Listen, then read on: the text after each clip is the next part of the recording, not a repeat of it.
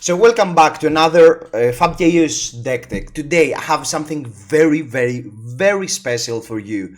This is the Azalea deck that most of the Fab Chaos members are going to use in Calling Warsaw. Pretty much LEXI is back, Azalea. Basically, we have a new horizon, Death Dealer, serious Azalea, ultra aggressive build that I'm going to show to you. So, first of all, a huge shout out to George Melisakis. He was the original creator of this deck, he was the original author. What happened was during a practice, one other team member, Dimitris Melisinos, was like, why didn't you just run LEXI? And George was like, okay, let's try and do that. Why not just try and abuse the New Horizon, Rain Razor, billion bolting, so billion attacks every turn into an Azalea deck? And that's after a lot of testing and stuff. That's how he, pretty much the list he came out and we helped refined. And this is the list we are going to use in Calling Warsaw. So, wish us luck. So, as you can see from the equipment, we have all the traditional equipment, but with only the New Horizon as the only head equipment. We do not have any other equipment in the sideboard apart from Spellfray Clock, which obviously is for the arcane damage matchups. So, why do this? The New Horizon gives access to Azalea allows Azalea to activate her hero ability way more frequent. And that's a huge advantage of this deck. I mean, that's pretty much the deck building restriction that this deck currently has. The fact that we use blind Azalea a lot. We almost never have information about the top card of our deck, but New Horizon is not punishing that because the core of our deck, and pretty much every single card in our deck, is never a card that can screw our turn. The card we get from the top of our deck is going to be either a non-attack action that will buff our next arrow or an arrow. We do not run Ravenous Rabble, we do not run Enlightened Strike, we do not run Memorial Ground, we do not run Spire Sniping, we do not run a lot of these utility tools that Azalea uses. For what reason? To keep activating Azalea over and over.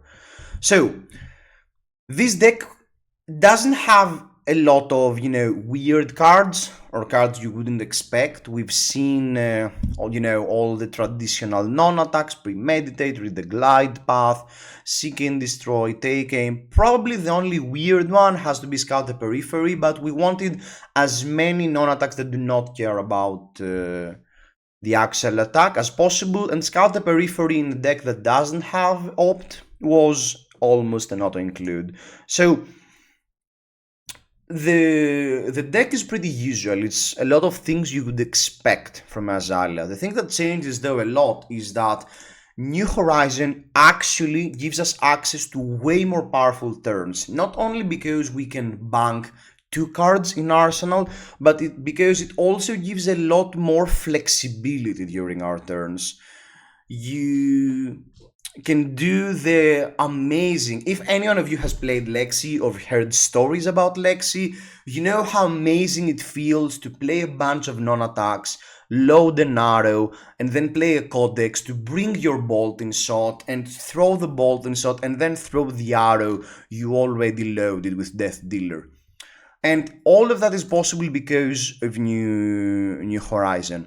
Also, something else that this deck does greatly, and it's a huge boost and power card in the deck, has to be Codex of Inertia. I think one of the most key cards of this deck has to be Codex of Inertia, because again, we play with the top card of our deck a lot, and there are not a lot of misses, so getting a new card in there, I mean, you know how powerful codexes are, so being able to use another codex as well is amazing. It feels really great. So, the big question, the elephant with this deck, why would someone choose to use this type of Azalea with New Horizon over the more traditional Azalea build? So, this deck is way stronger into decks that just want to do a value game into you. We dominate way less because we do not have any agency. We don't have as much agency with the top card of our deck. We are not running spire snipings, and we are not opting every turn like the traditional Azalea build. So naturally we have way less dominate, but the sheer amount of value we get with New Horizons and the new play patterns we get really help with the more value type matchups. Which matchups are those? So the biggest winner has to be into Guardian, because Guardian, Azalea and Ranger traditionally had a rough time in the Guardians, and Victor is no exception because we lose the classes, we have a lot of, our deck has a lot of bad interactions as Azalea into Victor. You can always win, I mean, and traditional Azalea can win as well, but everyone running Ranger knows how hard of a time we have into Guardian, especially if the Guardian player is prepared to face us. What changes this equation? Codex of Inertia works wonders in the Guardian matchup, because not only we can set up big turns, so it's way harder for them to fatigue us, so they also have a lot of cards that are misses. I mean, whenever Codex of Inertia gives a bad card in Arsenal into the opponent and gives them an Inertia token, so we know that if we have another Codex next turn, which is not as unlikely since we are running 6 copies of Codex pretty much in every single matchup, the value we get from that is immeasurable, and it's way easier also to set up big turns because of New Horizon. It's way easier to play into Victor that on and off turns, where we set up a 6 power, a 6 card hand, we take some damage, and then we do a huge turn. And then we do a small turn again in order to set up our next 6 card hand, and then again we do a huge turn. So again, traditionally, it's never going to be a really favorable matchup. You're never happy when you, as an Azalea player, when you see a Guardian sitting across you, but it's not as personally feel like bad as the traditional Azalea is, because the problem we faced with traditional Azalea is that versus decks that run a lot of equipment and decks that have a lot of defense reactions in their suit, the dominate a lot of times is not really relevant. And when the dominate effect is not relevant, the traditional Azalea suffers a bit, because most of the time is almost as somewhat card disadvantage to actually throw an arrow with dominate. We do not have such an issue, because most of our matchups we are trying to do sheer amounts of damage, and that happens a lot. I mean, we've thrown insanely high numbered amplifying arrows with this deck, and that's something pretty important. So if the metagame keeps going towards a metagame where the dominate effect is not as relevant, maybe there are more and more reasons why we would want to actually run this type of Azalea instead of a more traditional one.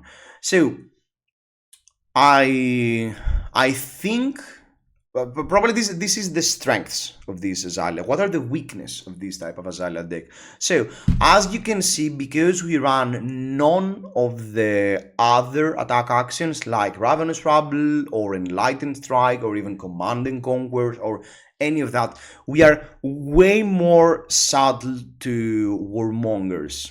So, any deck that can pull off a Warmongers into us, most of the time, our turn, we have way less chances of actually pulling off a turn where we are getting hit by Warmongers. What does that mean? That Katsu is slightly a bit worse matchup. Sometimes Warriors can be annoying with Warmongers. Maybe, if a Bravo deck runs Warmongers, is a bit annoying. So that's probably one of the biggest drawbacks. And the other weakness that probably this deck has compared to traditional Azalea has to be the mirror match. I mean, in general, decks that do not allow us to do all these actions to set up our turns, because the traditional Azalea deck in the mirror match, sometimes when they get hit by red in the ledger, they can still pull off a turn like an Enlightened Strike, or just play Ravenous Rabble or whatever. We we can't really do that. We never have that choice of doing an Enlightened Strike for 7 or whatever, and that sometimes can be a big drawback. But again, I think how the current metagame shapes, and with Mists of Mysteria coming up next week, I feel like if the metagame transitions into a more value-based game and Codex of Inertia is a powerful card, this Azala deck uses Codex of Inertia really, really, really well. So if we see heroes that are subtly getting hit by Codex of Inertia, we might see more and more reasons why we would want to play this Azala.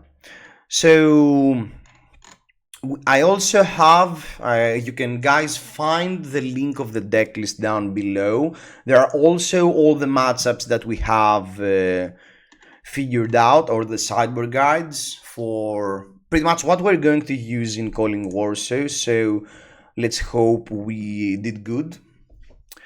And also, that's pretty much it about the deck list. Another few cards we can note probably has to be something like Heat Seeker, because Heat Seeker was one of those powerhouse cards that doesn't really make sense without running New Horizons, but since we can run New Horizon, Heat Seeker is a really, really, really powerful card to have access to. Probably one of the strongest arrow there are. So if you want to try out another type of Azalea, or if you want to tinker, or if you want another type of Azalea deck to run, this could be for you. So that's it, guys. Thanks for dropping by. I hope you liked the review, and if you have any questions, you can leave a comment down below. Thanks for being here, and see you around.